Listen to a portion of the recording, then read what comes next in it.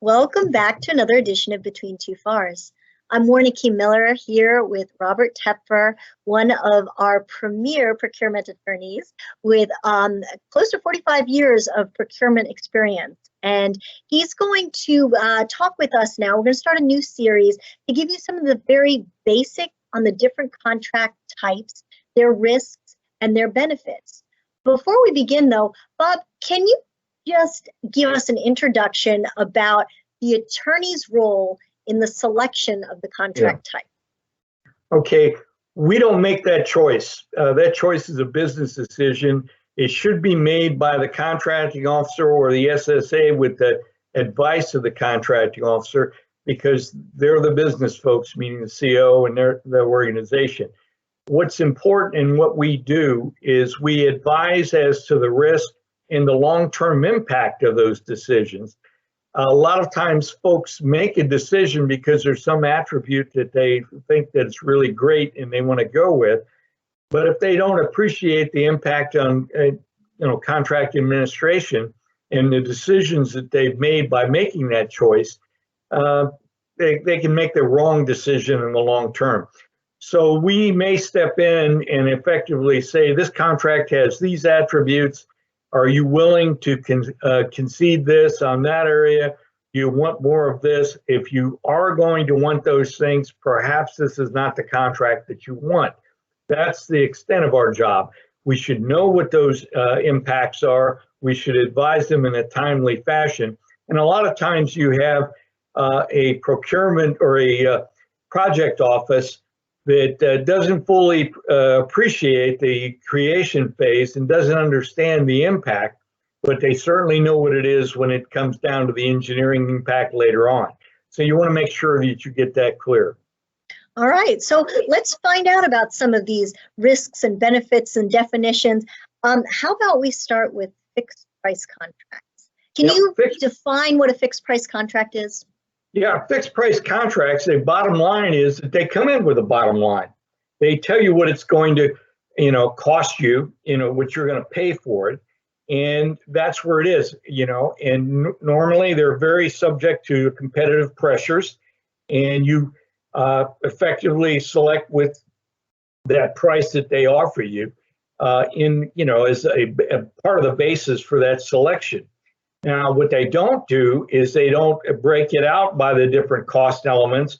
They don't have kind of a fluid, any kind of a cost sharing arrangement, and they're in charge of that. Now, being in charge of it is kind of a good thing for us because we don't have to monitor it. We know what it's going to cost in the end, what the price is going to be, and that's wonderful, except that a lot of folks think that it's just that decision, and they don't fully appreciate that they have to write it differently. They have to be very specific as to what you're going to be buying, the quality, the delivery of the item, and every aspect of it that you have to have.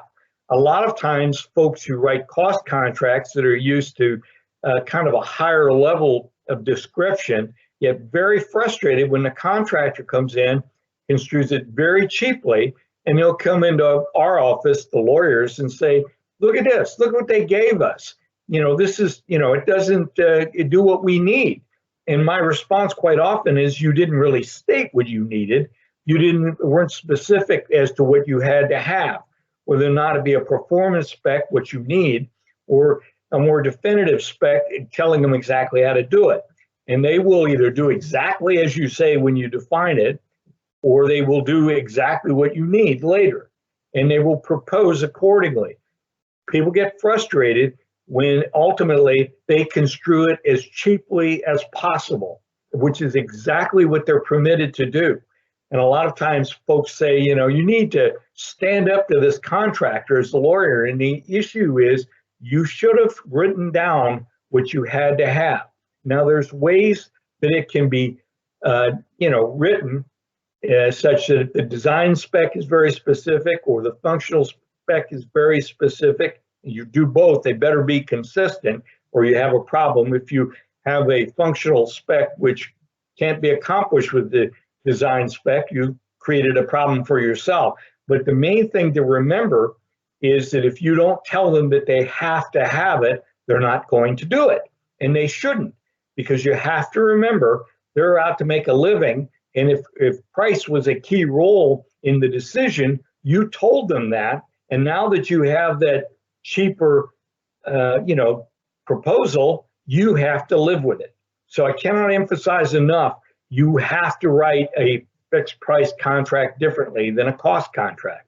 So one of the key benefits is that the government understands what it's going to be paying in a fixed price contract. One of the key risks is we have to know what we want to buy. We have to have a very detailed statement of work, a very detailed specification for what it is we're looking to buy. What are some of the other risks or benefits that are inherent? For instance, do we have very much insight on their pricing or their profit margin when we get a bid on a contract like this? Well stated. We have, you occasionally have a reality check that takes place in cost realism, but that's cost contracts. In a fixed price environment, you've turned that over to them. They get to propose what they would, they figure out their costs. We provide us with our price. And that reality is something we have to live with. We don't have to worry about contract administration. They don't have to worry about an accounting system that satisfies our folks. We don't get the insight a lot of times in how they're building it and what is taking place, because we told them, give us your bottom line. You meet these specs, whether or not it be design or functional or both. Again, that's a risk. And you deliver it to us on time. Do you think this contract type has a higher risk for administration headaches, such as requests for equitable adjustment? Absolutely. If you don't tell them exactly what you need, they're going to, quote, get well. Okay? And you get a lot of cursing and angry people in that context. But what they're really saying is, I didn't tell them everything I needed. And they gave me what I said I had to have, and not what I wanted. And so you get a request for equitable adjustment that comes in, that change request, and our folks, a lot of times they'll run around saying, this isn't right, they're getting well on us, and the answer is, you didn't describe everything you needed, or you had an inconsistency between design and function. And sometimes when you didn't describe everything you needed, there's a ripple impact on changes, and that causes them to, ask for even more money. Can you think of any other risks or benefits on this type of contracting that we haven't discussed yet?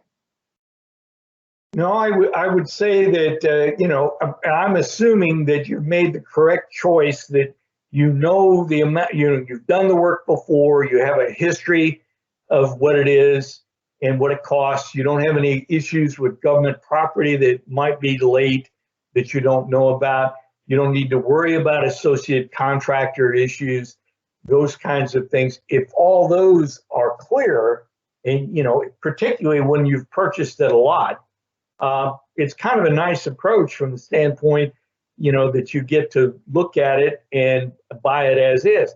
Now, as you stated, the question will become, you may have to figure out a selection method that factors in past performance, because if you don't, your only option is responsibility. And responsibility is an issue that is very difficult, particularly dealing with a small business administration, if you do a negative responsibility determination, because they have an opportunity to get a certificate of competency and they can still get the award. If past performance plays a role in this selection, it belongs to the SSA or the contract officer, and they get to weigh it. So those are different issues, because past performance and responsibility are not identical, but those are the kinds of considerations that you run into. All right. Well, thank you for this overview and tutorial on fixed price contracting. Join us again next time when we'll dive into the exciting world of cost contracting. We'll see you on the next episode, Between Two FARS.